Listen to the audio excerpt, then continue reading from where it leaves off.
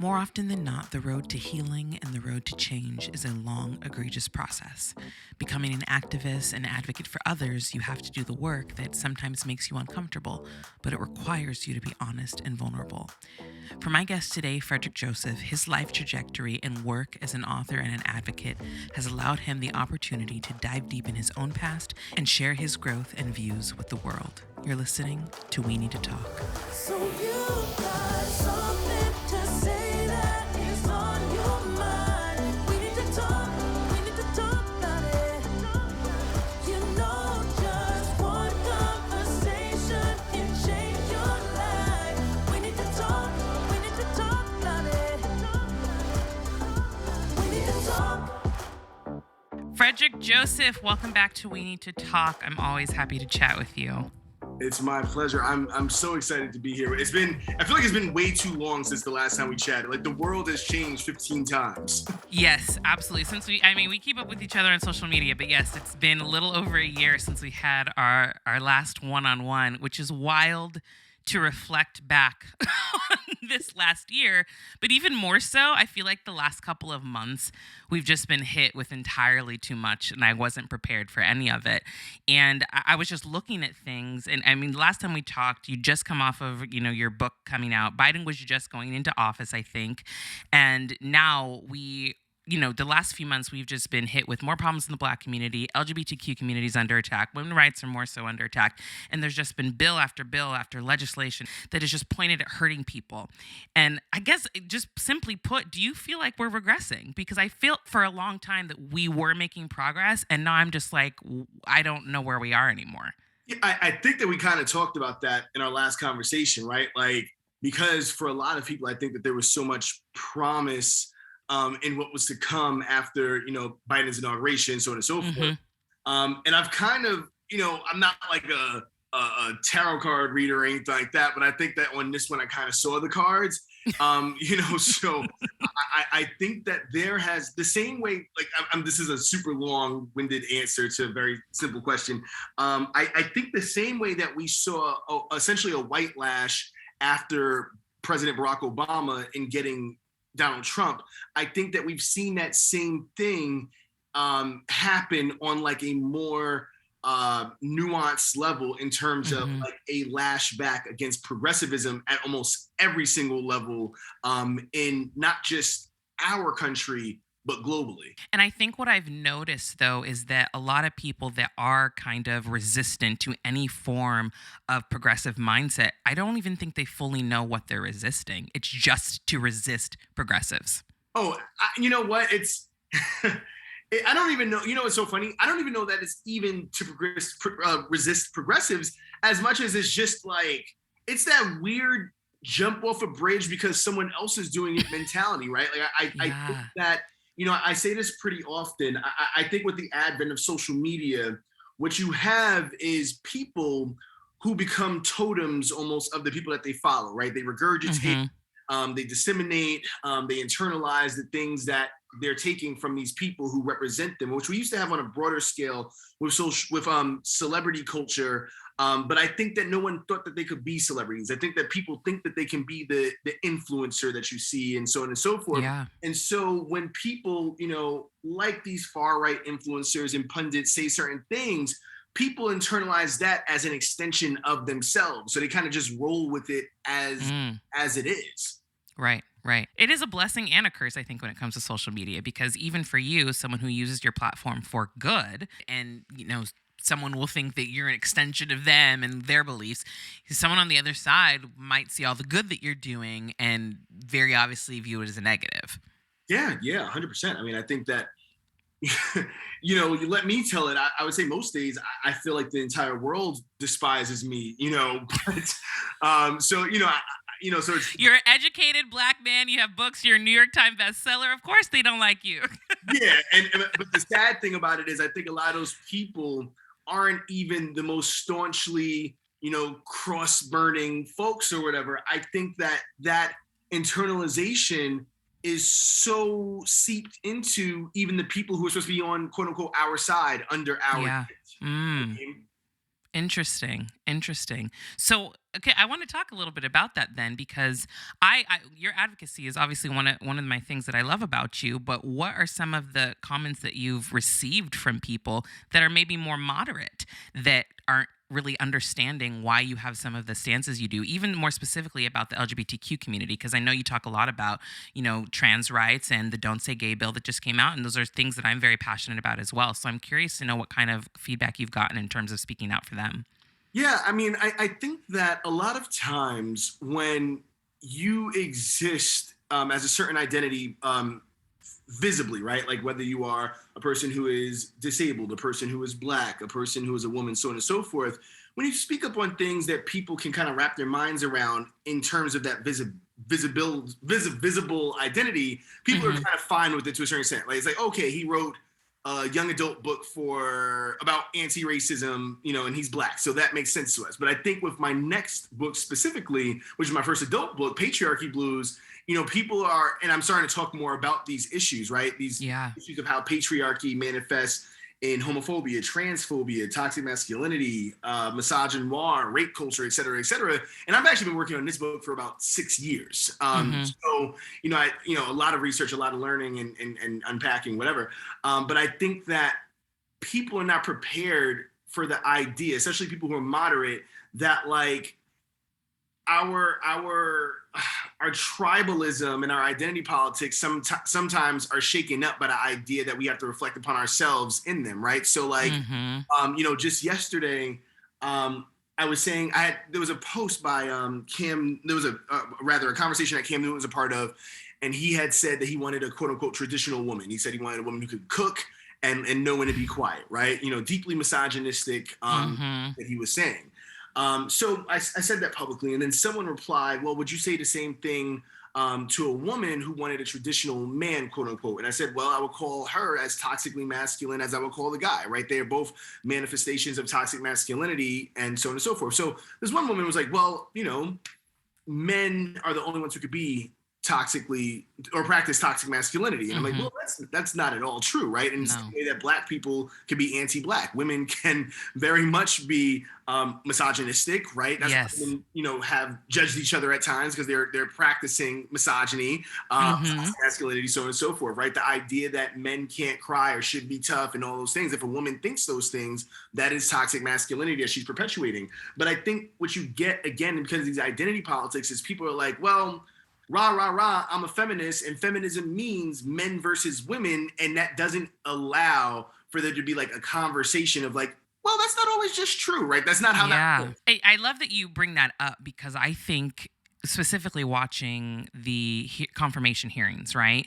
And a lot of people were talking about, the misogyny. And I even talked about this with my mom, and she's like, well, I would say it was misogynistic, but there was that one woman who was questioning her. And I was like, no, Marsha Blackburn is absolutely misogynistic. And so I had to explain it to my mom. She's like, I never thought of it that way. And she's like, but you're totally right. And I think people just think that it's a male thing, and it truly is not. So I really love that you bring that up, because more people need to be aware of that for sure. Yeah, absolutely. I mean, like, using, again, the idea of, well, I can use two examples. Using the idea of anti-blackness, no one can argue to me that Clarence Thomas is not anti-black, right? Or Candace Owens. And using the reality of being transgender, no one can argue that Caitlyn Jenner is not transphobic, right?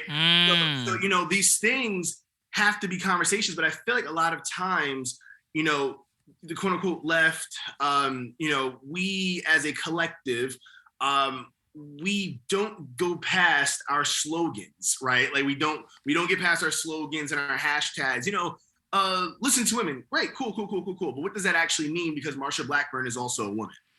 I mean, I think one of the problems that we are having in general with a lot of these movements that we're doing is exactly what you just said. We don't get past the slogan. We don't get into the action steps and the things that can actually make change. The slogans bring awareness, but where is the action following up with that? But we could talk about that probably for hours. What I do want to talk about, though, is your new book, Patriarchy Blues, that is coming out on May 17th, correct? Yeah. How is the tone different from The Black Friend? Oh, it's completely different. Again, The Black Friend was written for young adults. I mean, anyone I think can read it. Like adults, I've been surprised at how many adults have taken a lot from the book, which I think just shows like we all have work to do on all these fronts. But like that book was written with the intent of like being accessible for a 12-year-old and like sparking conversations and being like, okay, let me like think deeply about this. Patriarchy Blues, which I was actually writing at the same time as 2 other books that also come out next year.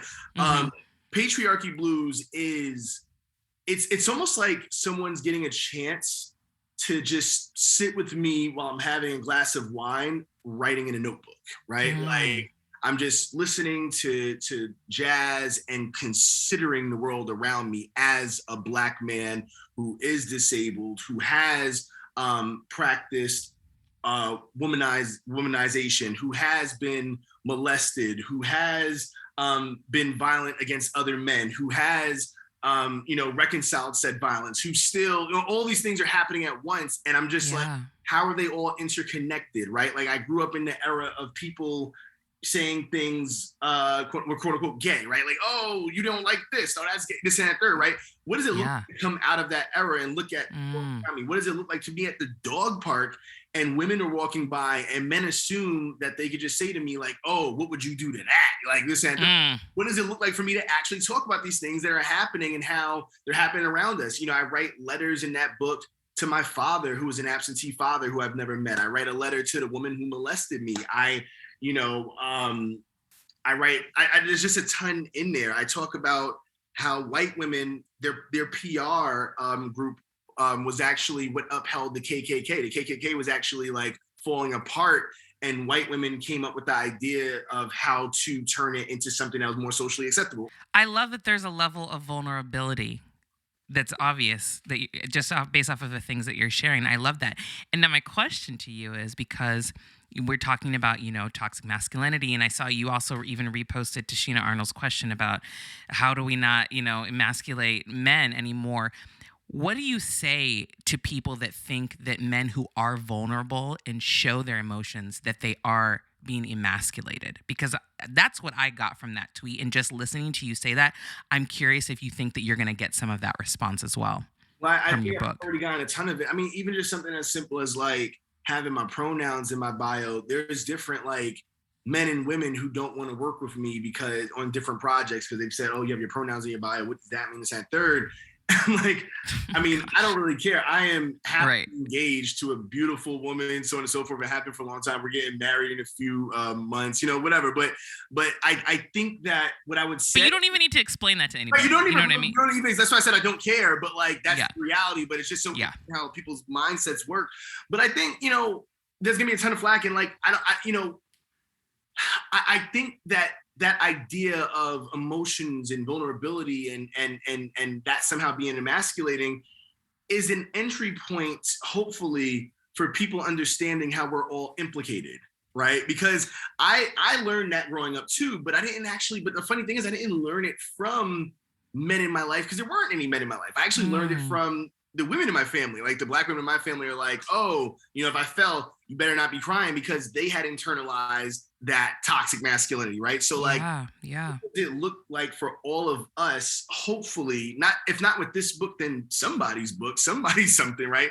To like take a step back and be like, okay, what are we dealing with here? Like what's happening in reality? In terms of the Black community specifically, for those that read your book, what are you hoping they will get out of it? Because I know within our community specifically, we have a lot of issues with that mindset, like a lot. And I really want people to get out of it. Yeah, I mean, I think that the Black community and white women were at the center, like men as a whole generally, but I think that everybody assumes that every conversation, again, about like feminism and patriarchy is like men doing things to women, so on and so forth. But I was like, I'm gonna take it a step further and talk about that and something much bigger, right? And I hope that the Black community, like white women, see their place in what I'm talking about, right? Because what I've done, I think, and maybe I've not done it well, I wrote the book now a year ago, but like what I think that I've done is I've set the stage in various moments, right? The book is broken up into different sections. Like the first section is essentially like it's called Patriarchy Is. And it's just like all these essays and reflections on like, what the patriarchy is, what gender is, all these different things, right? Like, Yeah. then after that, you get into like a section that's called In Defense of Black Women. But In Defense of Black Women is this hope for Black women by also seeing how we're all implicated, including Black Yeah. women, right? And then there's like Yeah. what white feminism has taken and all these different things. And what I'm hoping again for the Black community is that it's like, look, like as I see this with a lot of Black cishet men, especially, is this idea that somehow there's an LGBTQ plus agenda that is like contrary to like a Black agenda, right? But like my very early argument in the book, like one of the earliest points that I make in like the opening essay is that, you know, there are Black people who are in the LGBTQ plus community, as there are Black women as well, so on and so forth, right? They're in the same way that there are Black people who are wealthy, there are Black people who are poor, and all of them have to come along on this journey if we are ever going to actually be liberated, right? What is if I, as a Black cishet man, am somehow liberated, but you as a Black woman are not liberated, then I am not liberated, right? Yeah. My community is not liberated. So that's what I'm hoping that people take away, is that we're literally all fighting, and patriarchy itself is a manifestation of colonial white supremacy, right? And I don't think that people understand that. You want to talk about all this hotep, get back to the roots stuff, but when you go back to like actually learning about where we come from, learning about West Africa, Central Africa, East Africa, right? These colonial mindsets of patriarchy are actually fairly new. You know, just in listening to you, what I appreciate is the mindset that you have. And I'm sure you, even in writing the book, you probably learned a lot about yourself, right? I'm always of the mindset of when you know better, you have to do better. And some people, it's just so difficult for them to get to that point. How did you personally get to that point?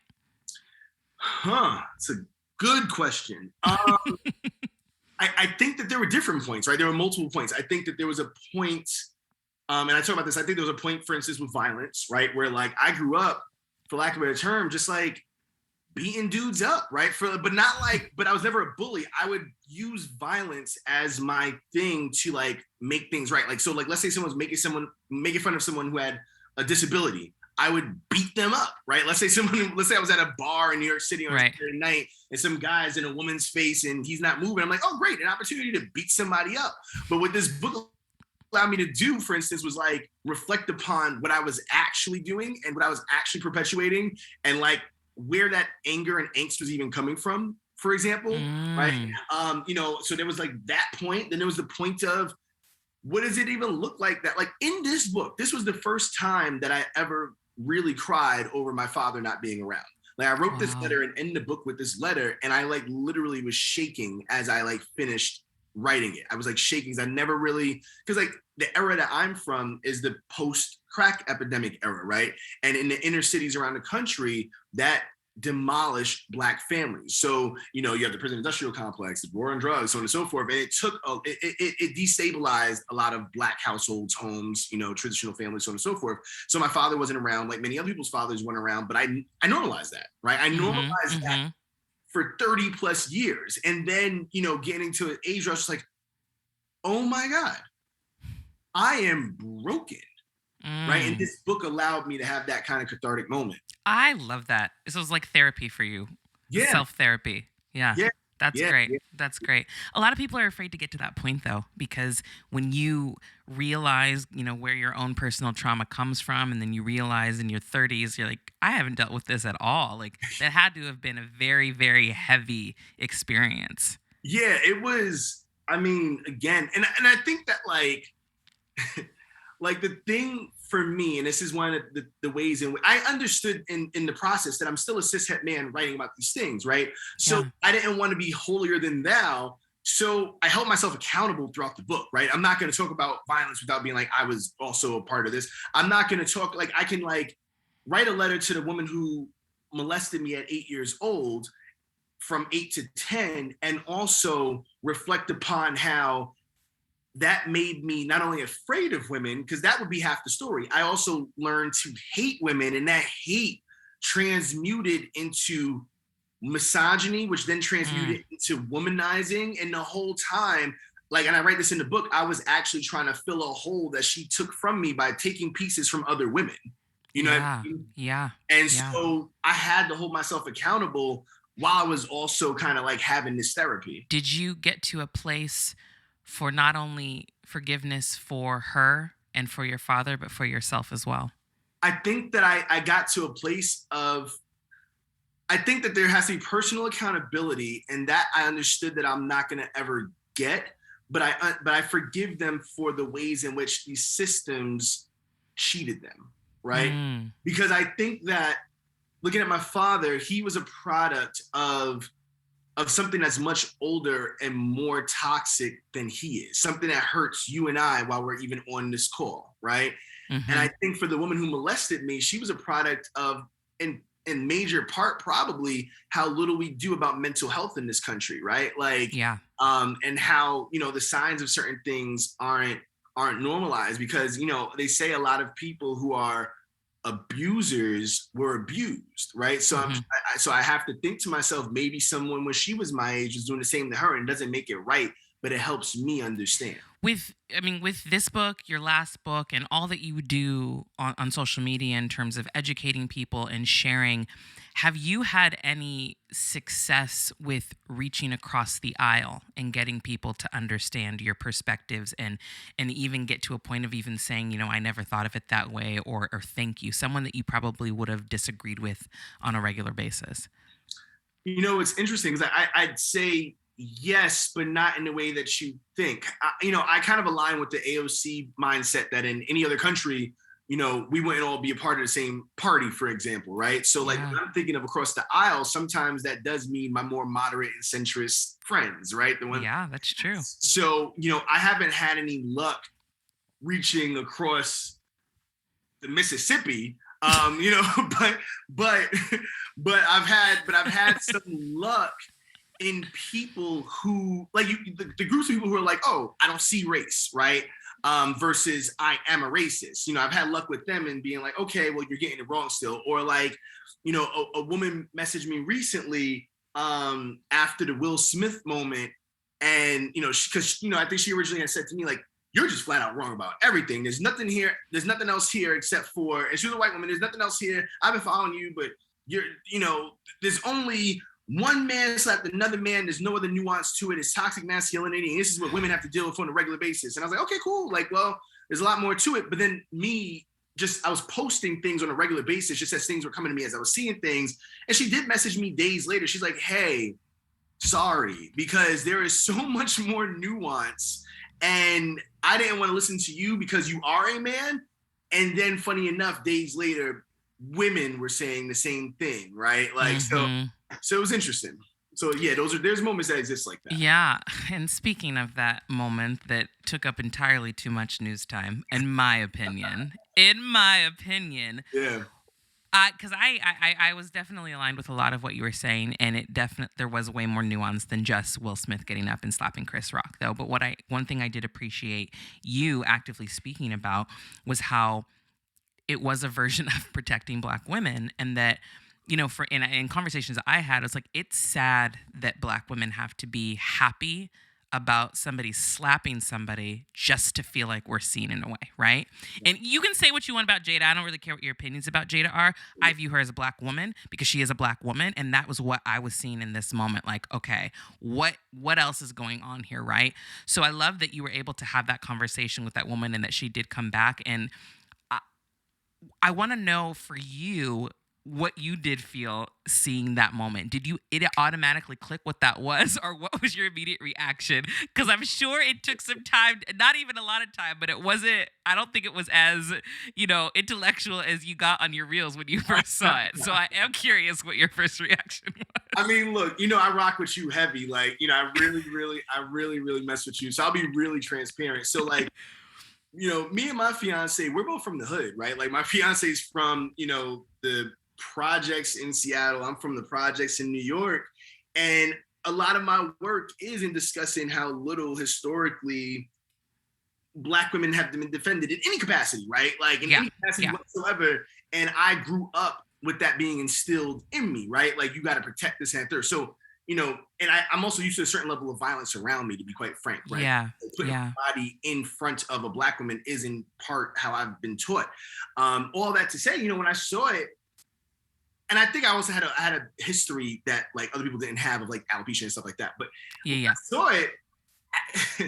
I was hyped for Will and for Jada, you know. I mean, and so was my fiance, right? And I think that's the thing that people don't understand, because I think people like project their realities on everybody else. People like, nobody wants this. I'm like, I'm not gonna lie, my fiance is half Black, and she was sitting there like, yeah, get him, Will, right? And like, so was like, and so were all the Black women in my family, right? Like, my family's not some like church going Christian forgiveness family. We are very much like, you know, my auntie was a Black Panther. She's out here, you know, it's smoke, you know. So Yeah. But I understood also who I exist as in a public sphere. So it was, I can talk about the nuance of like what's going on and how that was a version for some of protecting Black women. Mm-hmm. There could have been other versions, right? He could have maybe got up there taking the mic, who really knows? But then also talk about like, it really didn't matter what he did, because like ultimately, if he did anything in a public display, white systems in society were going to treat him basically the same way. It was a lose-lose situation. And yeah, like, I'm not from the hood, but I was like, if that happened in a parking lot, nobody would have said anything or cared, right? It would have been absolutely, oh, he was defending Jada. Like, Chris, he got popped in the mouth because he was, you know, talking smack, right? Maybe it should have happened in the parking lot or after the show, so on and so forth. For sure. But what it looked like, I mean, there have been wars launched historically over white women, right? There have been like literal, like people, like, I mean, like you talking about like a white woman cries and they are like having the FBI and it's that they're Black women. I remember that thing recently with a young white woman ended up being killed, but she was missing, and they had like half the governmental agencies in the country. Yeah. This white woman. And I forget what the statistic is, but every day countless Black women go missing and nobody's even looking for them. Nobody even knows. Yeah. Right. So nobody knows. Yeah.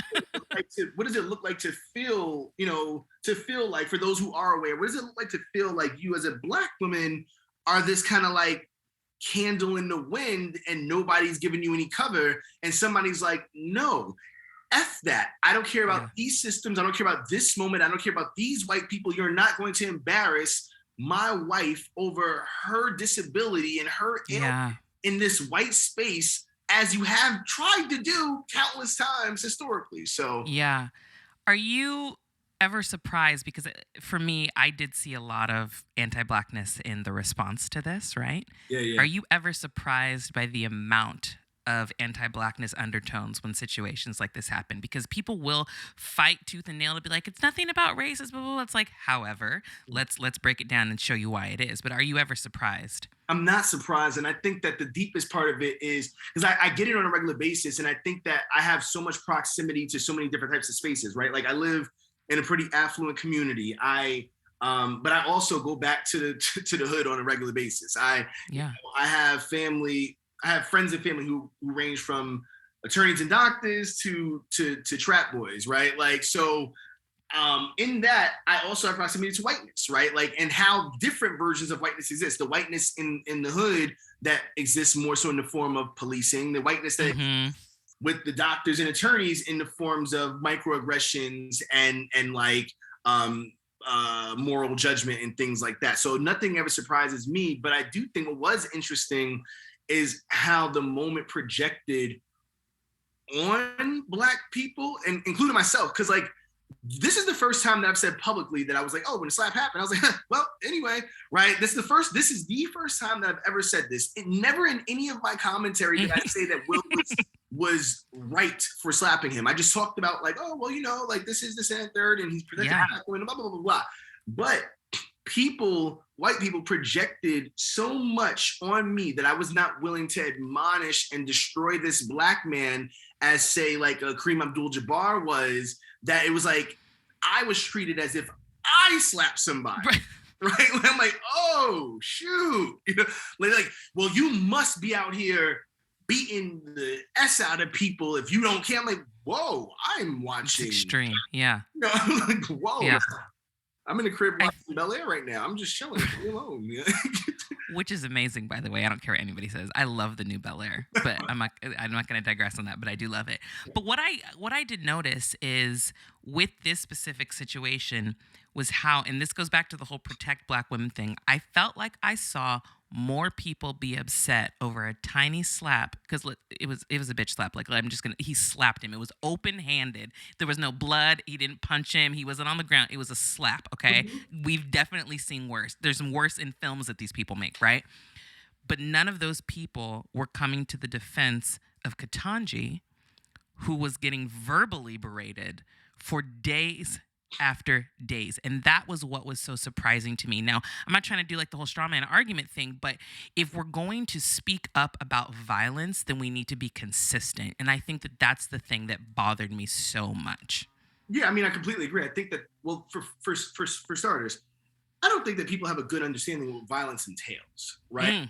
I think, the same thing kind of happened to me and my fiance. We had this incident in a dog park where this white woman did this whole... I remember that. And she was like, oh, I'm going to call the cops. And she slapped the phone out my hand, all this other stuff. And she ended up getting fired because I reached out to her company, so on and so forth. But people said that I was in the wrong. And I was like, well, she was violent, racist. Like, well, how is she violent? How is she racist? I'm like, she literally threatened to call the cops. And I'm like, people don't understand how violence can be verbal and emotional, right? And then manifest in the physical, how it lives in your body, especially as Black people who have generational PTSD from suffering from this since we landed on these shores, right? So I think that people don't have a good understanding of violence, but also people love any excuse to police Black people. That's just like any excuse there is to police Black actions. People love that because the reality of it is, even when people are erasing Marsha Blackburn and like what she was doing to Ketanji is like, well, she's a Republican. No. What she's doing is patriarchal. It's white supremacist. It's it's all these different things. And people just don't have an understanding. I mean, like, you're talking about Ketanji, shoot. The week before, the same people who were mad about a slap were talking about we should nuke Russia. What are y'all talking about? Right. It's literally the same thing, like, oh, we should grab Putin up and do him like we did Saddam, hang him on public television, and then a week later, they're like, oh, I have never in my life did he just slap my children,